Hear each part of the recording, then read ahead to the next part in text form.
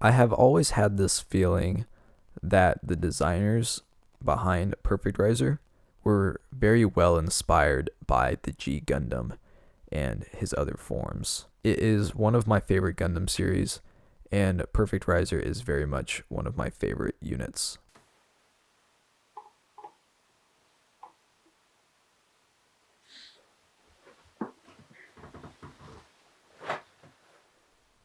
Yeah, I think he can just go right here for now, just to be a part of the project. After opening many packs, I never pulled a single Perfect Raizer. Pulled a lot of Pacifica, a lot of Bermuda Triangle triple rares. No Perfect Raizers, not a single one.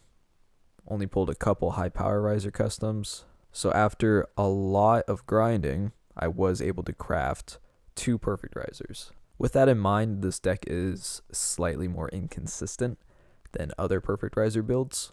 I'm just trying to make do with what I got because I love Perfect Raizer. Never got to play it on the Japanese server because I only had enough for one. So now that the deck is at least playable with me, I'm going to give it my best shot. And I've been really enjoying it. The deck really only has one goal, and that is to use Perfect Raizer to punch them really hard in the face. Basically just like a 1-2 punch, and you can kind of win the game with that pretty easily. If you don't know what Perfect Raizer's ability is, his first ability is that he gets plus 3k on your turn for each Raizer in your soul. And if you have 4 or more, he gets 1 crit. He also has the on-play skill of Counterblast 2, and then you can magically make a Battle Raizer and put it into your hand. This will have multiple uses and timings, which I will talk about.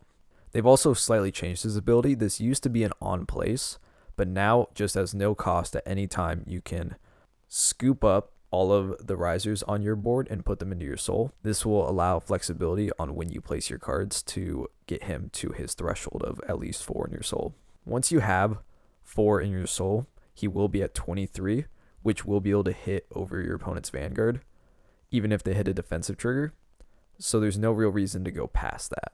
As a backup boss monster, we're just going to stick with old reliable Shurikaiser. He's going to help us be able to restand our board. Even though we have moved towards the Perfect Raizer plays, this deck still has some capability in this restanding department with new cards such as High Perfect Raizer, and we're still running Brutal Jack. Because we have to play as many Raizers as we possibly can, the deck building is quite limited. In the grade 1 slot, you have to run the 4 Burst Raizers, even though his ability is kind of useless. It does come up, but it's not very handy. And then Raizer Custom, I think, is a good ride target if you are going second, because then he can attack for 12 by himself. You do not need to boost with Battle Raizer to get the plus 6k, by the way. I see a lot of people still tapping their Battle Raizer and then shuffling back into the deck. We want to keep him out, so we have a free card to put into Soul with Perfect Raizer. And then in the last slot, you can kind of put whatever you want. You can put Tough Boy if you want to make 21 columns. I'm choosing to play with Shout, only because I only have the 2 Perfect Raizer, so that early game I can start searching for him if I wasn't able to mulligan for him. Going on to the grade 2s, like I said, I was only able to pull 2 high power Raizer customs. He has a similar ability as Raizer Custom, but instead of plus 6k, it's plus 8k. So he is a 16k attacker by himself if there is a Battle Raizer behind him. Same thing, do not boost with Battle Raizer unless you've already hit the Perfect Raizer threshold. Similar to the Ashura deck, we still play 4 Trans Raizers. He is the on place, check the top card of your deck. If it's not a grade 3, you can call it. This is the Raizer's version of plussing, since no Raizer really draws. It's also another way to get another Raizer on the board in case you are short in hand. Since I only have 6 Raizers in the grade 2 slot, I have a little more flexibility here. I was originally running 3 Brutal Jacks for the defensive capability, and then if I have to ride him, I will. What I was running into a lot is that I would want to place him on rear guard, but I wouldn't have enough counterblast open to be able to attack with him, or I would have to make a decision of using him to attack with the counterblast and then not be able to use another unit's ability. I decided to cut him down to 2. This way I can still have that 11k butt as an interceptor without it having to eat up all of my counterblast. He is a little worse here than in the Assure Kaiser deck because he cannot be boosted by Battle Raizer, so it's going to be a little harder to get him that plus 5k he gets on Vanguard. But more times than not, you're going to be wanting to ride High Power Raizer or Trans Raizer just so that you have a guaranteed Raizer in soul. Most people that are playing Raizers are needing some way of drawing, and to accomplish that, they have started to run copies of Magical Girl Kiara. Since this is not a restanding deck, that means she is better than Bouncer. She does eat up a lot of our counterblast, so I don't think playing too much of her is a great idea. I think having her at 2 is a good middle ground of being able to plus while also not losing all of our counterblast. And then finishing the grade 2 slot, this is kind of a tech choice for me. A lot of people in this area are playing King of Swords. I decided to go with Death Army Lady. I do agree that King of Sword is probably the better unit to play, especially once break rides come out. But since we are still in this meta of just 11k bodies, I think that Death Army Lady is still in this cool little spot in the deck for 2 reasons. One, it's because I still play Assure Kaiser. Assure Kaiser synergizes really well with Death Army Lady. Death Army Lady being able to restand herself, while Assure Kaiser being able to restand her booster. There's also some interesting synergy with Perfect Raizer. Let's say your opponent was at 4 damage. They then drive check a heal trigger. This will then put them to 3. You, on your next turn, call a Death Army Lady. It is boosted. You swing at Death Army Lady at a 9k interceptor. You then swing Perfect Raizer at Vanguard, hitting a trigger, being able to restand Death Army Lady. Since they are at 3 damage, a Perfect Guard triggers. They are still at 3 damage. At this time, since we have not hit the Vanguard at all, they are still at their 10 or 11k base. This is when Death Army Lady, boosted, can now swing in, get them back to 4, so now they are in the danger zone. I do think that once I get more copies of Perfect Raizer, I might start cutting her down, especially once break rides come out, because it's going to be harder to hit that threshold, and the 10k plus 8k body that Tough Boy and King of Swords can make is a little more flexible once that meta becomes relevant. Finishing with the grade 3s, I play the 3 Cosmo Lords just so that I have a 13k attacker. It is not very common that this comes up that I need to do this. It is nice at swinging at, it is nice because of the current meta we're in where there are 12k interceptors like Lava Arm. So you can tap a booster that is not needed this turn because the only unit that will typically be swinging at Vanguard is going to be Perfect Raizer. So there's going to be a lot of turns where we don't mind sending him in at a grade 3 rear guard. Since we are not needing a lot of uses in the grade 3 slot, we now have room for Muscle Hercules. In this deck, you need to play some form of countercharging. We don't have room in the grade 1 slot for Clay Doll. You don't really want to play Humpty Dumpty, so that means that Muscle Hercule is kind of the best choice. He allows us to do more with our counterblasting, especially on turns that you want to ride a second Perfect Raizer to then get a free Battle Raizer, and that gets you a free draw.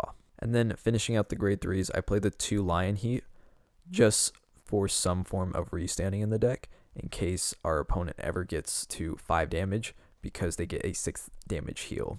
We play the 9 draws just because the deck needs some way of drawing. You don't want to be playing crits because Perfect Raizer has that permanent 2 crit swings, and the 3 doesn't really help us with our game plan at all. And the stands aren't really going to do anything here because I play the Death Army Ladies.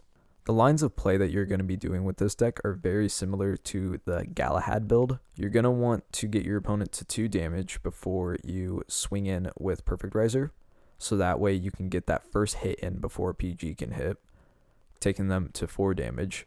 And that means for the rest of the game, they are in the danger zone of going from 4 to 6 with just one more swing from Perfect Raizer. These lines of play allow us to eat up their Perfect Guards very early in the game.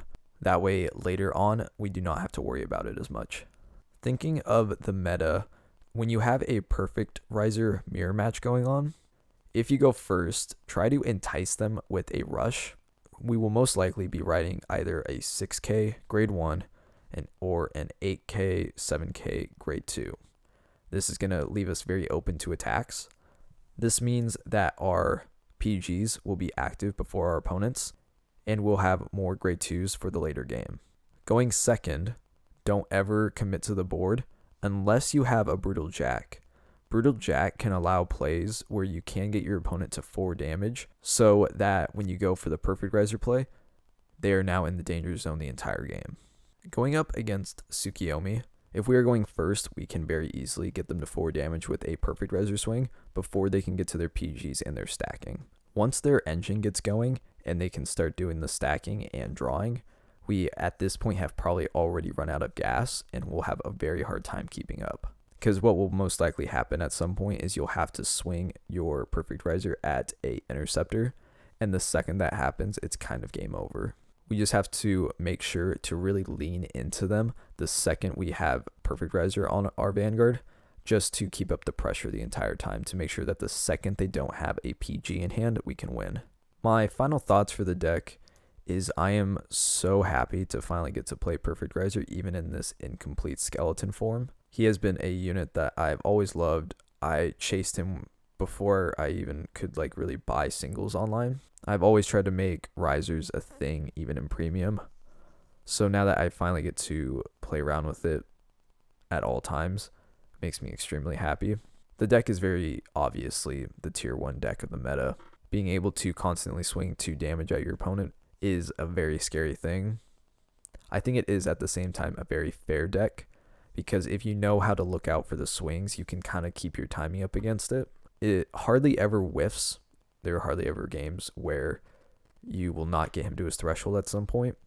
There are games where you just never draw into him, and you're going to have to rely on units like a Kaiser to pull up the slack. And even during those games, I think you have a very good chance of winning, because a Kaiser is still a great card if luck's on your side. Yeah, I really love this guy. I really love everything that he can do and everything he can accomplish. So thank you very much for watching. I will try to stream a couple times this week because I will be partaking in my first Vanguard tournament. It will be hosted by Vision. I'll put a link in the description for their Twitter page, so if you want to keep up with it, feel free to. That will be taking place this Saturday at 10 a.m. I'm not sure exactly when I'll be playing, but feel free to join in on their stream. I will also try to stream it. Sometimes my connection is a little off, so I can't guarantee it, but I can guarantee that I do need a lot of practice, so I will try to stream at least twice this week, tomorrow and on Thursday probably. It is a 2-deck format, which means I need to find out a second deck I want to build. If you want to see what decks I'm going to be considering, you can consider joining me on that stream.